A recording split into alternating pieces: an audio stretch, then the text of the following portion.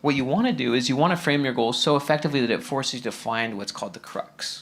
Because the decisions you're making today are the very decisions that will make it fundamentally almost impossible for you to hit, because you're making decisions that are counter to the goal. And this happens in business all the time. I'm going to show you just a and business. Families and health and everything. Yeah.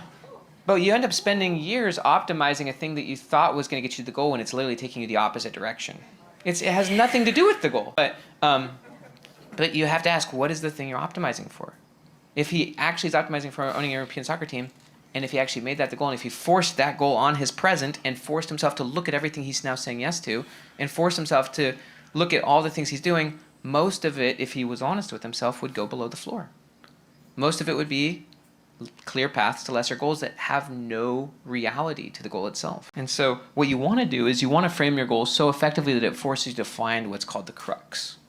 The crux is the thing that actually has to be solved to hit the goal. And so the crux, this is a book by a guy named Richard Rummelt called The Crux, How Leaders Become Strategists. The crux is a concept in rock climbing, and if you see the picture, the crux is the most crucial part of a climb. They call it the hardest difficult problem. The crux is the thing that actually needs to be solved to hit the goal.